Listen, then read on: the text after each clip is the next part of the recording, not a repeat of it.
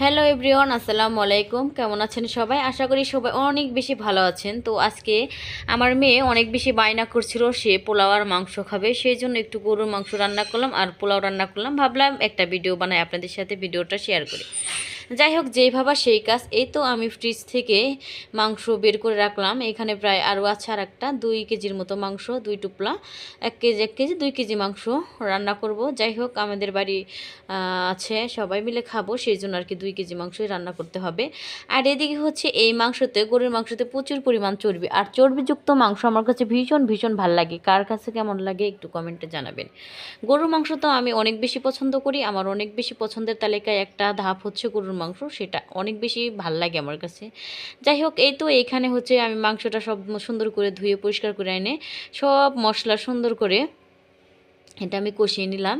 আর এই তো, এটা হচ্ছে গরুর মাংস, তো অনেক টাইম কষাতে হবে। সব মশলা ভুনিয়ে এইখানে আমি হচ্ছে মাংসগুলো ছেড়ে দিচ্ছি। আর বুঝতেই পারেন, মাংস তো অনেক বেশি সুন্দর কষাতে হবে, কেননা গরুর মাংস যত কষানো যাবে তত খেতে টেস্টি হবে। আর আমার কাছে সত্যি এই যে গরুর মাংস যে রান্না করতেছে, এইখানে যে একটা সেন্ট আর ফ্লেভার আসছে, সেটাই আমার কাছে অনেক বেশি ভাল লাগে। এটাই আমি অনেক বেশি পছন্দ করি আর অনেক বেশি খেতেও পছন্দ করি, আর আমার খুব বেশি ভাল লাগে। পছন্দের তালিকায় আমার ফাস্ট ফুড হচ্ছে গরুর মাংস। যাই হোক, আর এদিকে হচ্ছে একটু পোলাও রান্না করতে হবে মেয়ের জন্য। এই তো আমি একটু পোলাও রান্না করব। আর পোলাওটা হচ্ছে আমি আজকে টোটালি মাটির চুলাই রান্না করব। এমনি আমি রাইস কুকারেই বেশি পোলাও রান্না করি, তবে আমার কাছে কেন জানি না আজকে মাটির চুলায় রান্না করতে অনেক বেশি ভালো লাগতেছে, যার কারণে হচ্ছে আমি মাটির চুলাই রান্না করব।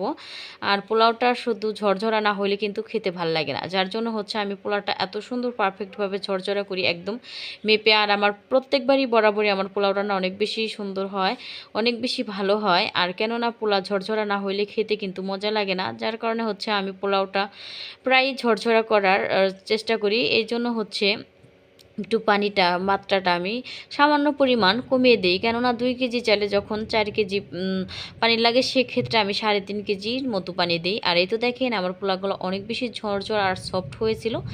আর পোলার চাউলগুলো অনেক বেশি ভালো ছিল। অনেক দিন যাবৎ পোলাও খাই, তেমন কোনো সেন্ট পাই না। বাজারে দোকানিকে বললাম, দেখেন এইরকমভাবে পোলাও খাচ্ছি কতদিন যাবৎ, পোলাওয়ের কোনো সেন্ট নাই। যার কারণে দোকানদার ভাইয়া বলছে, এই নেন চাল, এই চালগুলো অনেক সুন্দর ভালো। ওনার কথা মতো দেখলাম না, চালের ফ্লেভারটা বেশ সুন্দর, আর হচ্ছে রান্না করাটাও অনেক সুন্দর ফ্লেভার এসেছে। গরুর মাংস যত কষানো যাবে সেটা কিন্তু তত বেশি ভালো হবে। যাই হোক, আমি দুইটা মিলিয়ে করতেছি, যার কারণে হচ্ছে ভিডিওটা এরকম হচ্ছে। আর এই তো হচ্ছে আমি মাংসটা সুন্দর মতো কষিয়ে নিলাম, আর কষানো প্রায় আমার শেষ হয়েছে।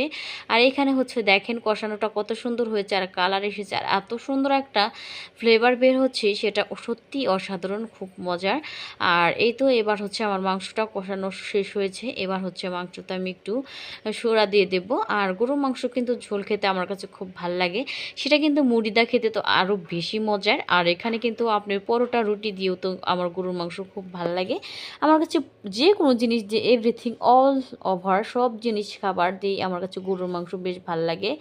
আর এত বেশি ভাল লাগে কি বলবো, এক কথায় এর আটকে যায় আমি এটার ভিতরে, এত বেশি স্বাদ লাগে আমার কাছে, মানে সেটা বলার মতো না। অসাধারণ একটি ফ্লেভারযুক্ত খাবারই হচ্ছে গরুর মাংস, যেটার টেস্ট আমি কখনোই ভুলতে পারি না। আর যে কোনো মাংসের থেকে আমার পছন্দের তালিকার শীর্ষে প্রথম ধাপ হচ্ছে গরুর মাংস। এটা থাকলে আমার আর কিছুই লাগে না, এর একটু সুরা বা ঝোল হলেও আমার অনেক বেশি পছন্দের তালিকায় থাকে। আর এই তো দেখেন আমার রান্নাটা কমপ্লিট হয়েছে, কত সুন্দর হয়েছে। এই তো দেখেন আমি হচ্ছে সালাদ দিয়ে মাংসটা এত সুন্দর নরম হয়েছে, হাত দিয়ে মানে ধরা মাত্রই মাংসটা খসে পড়ে যাচ্ছে। আর খেতে অনেক বেশি ভালো লেগেছিলো। আর এই পোলাওর চালটা অনেক বেশি সত্যি ভালো ছিল, দোকানদার আর কথা ঠিক ছিল। আজ এই পর্যন্তই, সবাই ভালো থাকবেন, সুস্থ থাকবেন, দেখা হবে আমার নতুন একটা ব্লগে। সবাই ভালো থাকবেন, সুস্থ থাকবেন, আল্লাহ হাফিজ।